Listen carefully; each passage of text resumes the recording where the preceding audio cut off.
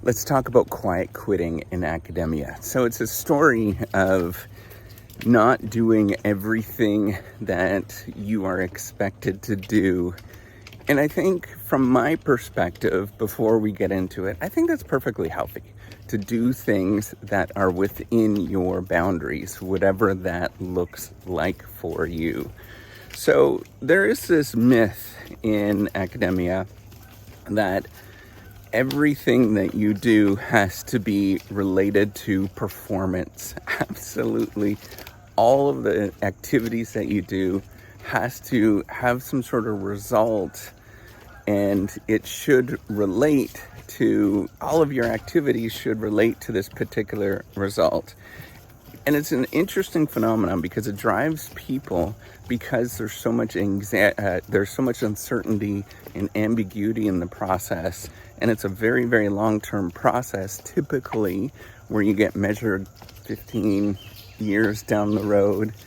Good morning. Where you get measured very long down the road, that often, particularly when you start out, you feel compelled to work 9 days a week, right? You feel very compelled to work all of the time. And you should be putting in all these long hours. And you know what? Everybody tells you that. You talk to anybody, and there's this kind of really funny myth that gets passed around that they all say that they're working 24/7.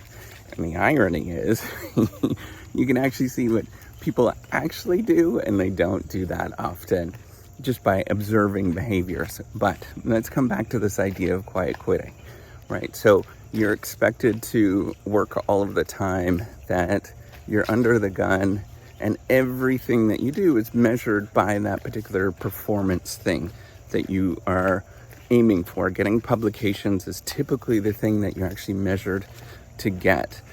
And we all know how that actually happens, right? So often it is out of things that are outside of your control, right? So you're in a particular network, you are at a particular school, all of these things, if you sort of compound those effects, right? You did a regression analysis, for those of you who know what regression is, and you put in all of those particular effects, the individual effect is probably pretty small in terms of the outcomes that you actually get from that. So here is the story. Here's the thing to think about. Is quiet quitting in this particular environment, is that a good thing? And I'm going to tell you, actually, it is. It's you putting up boundaries. It's you just simply saying, wait a minute, I actually have some things in my life that I want to prioritize. And if you were to take a different perspective, so quiet quitting is from the producer's perspective, or from the sort of manufacturer's or firm's perspective, right? And the reason why I suggest that is because it's talking about quitting, and that seems like a negative thing. From the individual's perspective, from you as the employee, or from the labor perspective, you could simply just say, this is my therapy, this is my self-help, this is the way that I cope with things. And I think all of the things are completely healthy.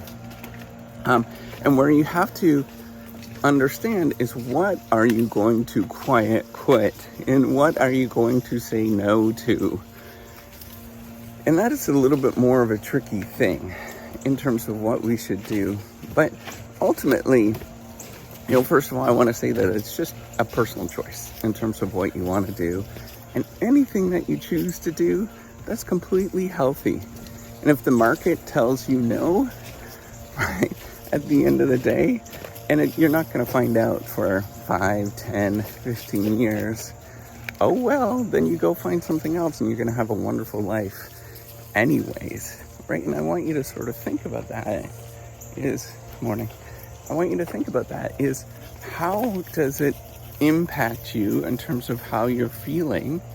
And then if something goes negative, which it could, then what does that actually mean for you, right? And often the worst case scenario right? So the worst case scenario in academia is that you have to leave academia and go find an industry job. So what does that mean? I think from almost anybody that has happened to that I'm aware of, they almost always have a positive result. You know, I don't know too many people that where it wasn't a positive result, that going into industry didn't make them, just better off in various different ways. So what does that mean, right? So what am I talking about? Well, your salaries will be higher. There is, more set definitions of what you can and can't do. But I'm not saying it's like a glorious thing for you to do this. There's going to be all of the same problems on the other side anyways. And you have to think about that. Does this actually change who I am? And the result from either one of these, from choosing academia or industry, is that no, it doesn't change who you are inside.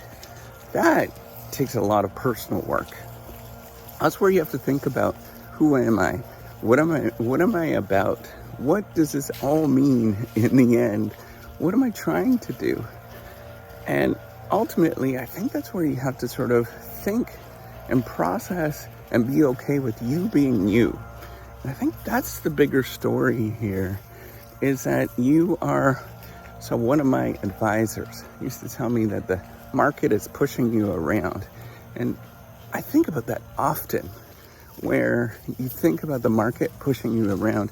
And really what he was saying is that you don't have your sense of true self. So how do people get that sense of true self? Some people turn to sort of religious movements. Other people turn to walking and nature and things like that. And I want you to just sort of think about who you are as a person. What does your life actually mean in the end? Because ultimately, we're all going to die. It's going to happen. So we have to figure out, how are we going to live a healthy life where we're out and about and doing things that add value to my life, that add value to other people's lives, and nobody has any priority over anything else. And I think that's the notion with quiet quitting at this moment, is that it sort of suggests that the work that you do in academic jobs is somehow better than someplace else. It suggests that it's some sort of a duty or a devotion, but ultimately it's just a job. And I want you to sort of think about that. What does it mean? How can I be a stable individual inside where I am okay with who I am and I can walk forward with myself? And it doesn't matter where you're going to be and what's going to happen in terms of the institution or the organization, the business, that whatever you want to call it, that you're actually working for.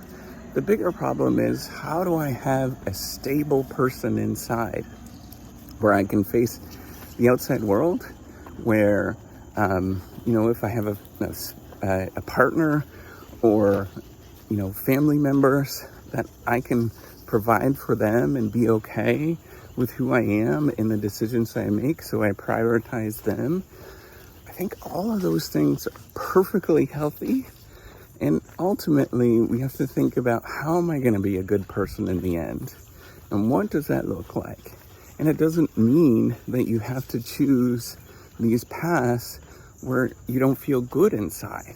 And I think anytime that you don't feel good with what you're doing over a very long time, you should think about alternatives. What does that look what does that look like? In your organization, in an academic organization, maybe that's quiet quitting. That means just pulling back from some of your duties so that you can make time for you. Oh, that's healthy. Maybe it is looking for a different position. Maybe it is, finding something outside of academia. All of that stuff is perfectly healthy.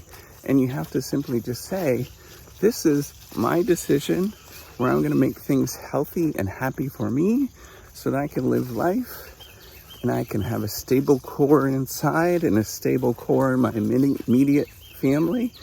And any sort of other judgment that other people put on me, so be it. That's their problem. That's not mine.